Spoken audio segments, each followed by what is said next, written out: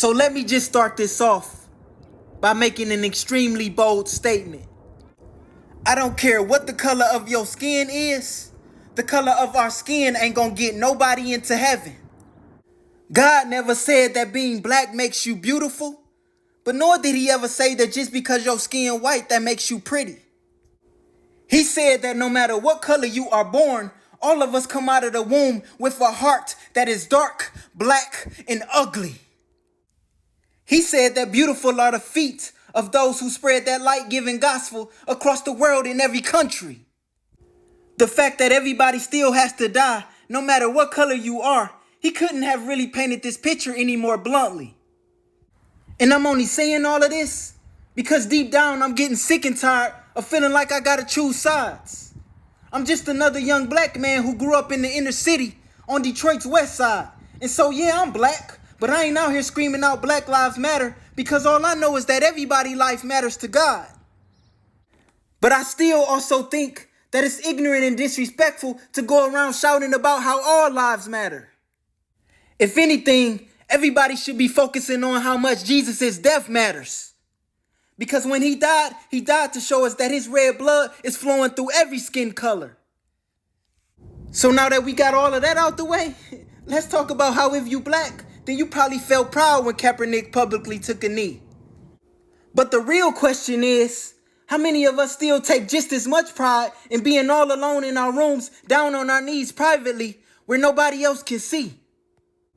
Even if you white, then I'm still talking being down on your knees until your knees start to turn black. Because even though we all want to see change, we got to understand that Jesus ain't never died for no world peace. He died to take us out of this world before he comes back to burn it black and destroy every little piece of that. And so if you black, then I get it. I understand why we fight so hard to teach our kids about their black history. And so I ain't trying to tell you don't be black and proud. I'm just telling you that it ain't your black power, but it is God's power that we ought to be lifting up as the source of our victory. So what I'm really asking you in love is how many of us are at home fighting just as hard to make sure that we are teaching our children about the God who died to free this whole world from slavery. Because no matter what color you are, all of us are sinners. And the bitterness that some of us hold in our hearts as black people is only making us darker. God made all of us from dirt and matter. And then we want to turn right around and ask him what's the matter with this world. But what I'm telling you is that this world will never change because the problem with all of us is that we only care about whatever matters to us. We all have our own opinions and our own agendas. As a matter of fact, even as blacks, we still blaming white people for holding us down, yet we in our own communities using each other as the ladders. They call it being crabs in a bucket, perhaps. Because we either trying to climb over each other's backs or we using the term black owned to leverage our skin color as a reason why we should get the help of our brother. But no, I'm asking you to help me because I'm your fellow human. Support me because I'm your friend. Look out for me because I'm doing something to make an impact, not just because I'm black. Because while we out here fighting each other, still elementary school kids fighting over colors, the devil is the prince of the air. And this whole time while we pulling a rope playing tug of war, his demons got the entire human species on tethers. And so if you black, then I know that you feel like at one time they treated us like Siegfried and Roy. Oh boy, they exploited us, got us looking for answers. And so now that's probably why you live your life attacking anybody that's white, while taking so much pride in the movie Black Panther and the movement Black Panthers. But I'm only saying all of this because my question is, how many of us really out here letting the move of God take all of the pride out of us, praying to be a free and unchained white lion in the pride of the Lion of Judah? I say white lion because Jesus said that many are called but few are chosen. And so once again, like I started off saying from the very beginning, we can be born again and choose God but not our complexion. Because God didn't die for anybody's skin color, so your pigment ain't gonna get nobody into heaven. True believers are becoming a rarity because we keep conforming to society. We in danger of becoming endangered. The devil got us nearly extinct like the white lion because the black thinks the white's lying.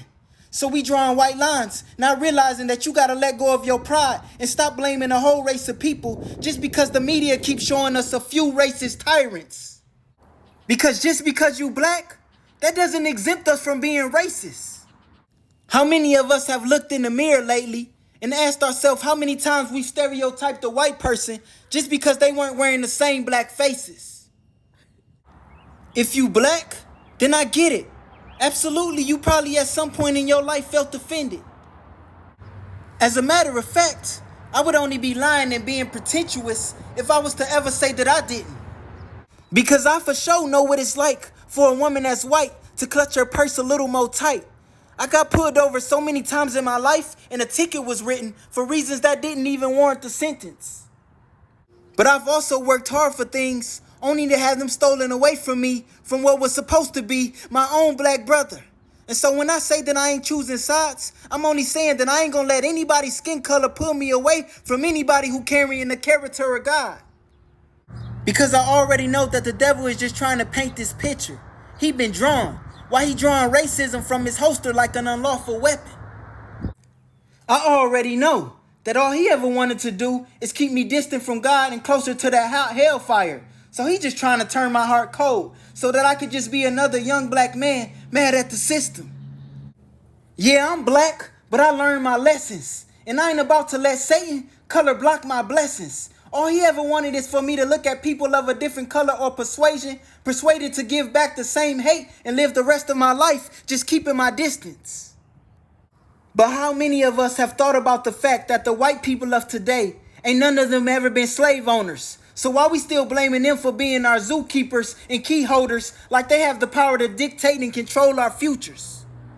What I'm saying is that if you black, then they keep showing us all of these cop murders because the devil just want to incite our anger, have us acting like animals so we can do something stupid and get ourselves locked back in cages. And if you white, then the devil just want to build up these stigmas to have you scared, unknowledgeable, unaware, and unprepared of a black pain that you could never understand. Now your mind is polluted. They say you fear what you don't understand. So now the first thing you want to do is run and shoot us. But truthfully, this ain't never been about being black or white, because the devil been selling us all lies. Just go open up your Bible and look at what he did to Jesus through Judas. Jesus is and always will be undeniably the undisputed Lion of Judah.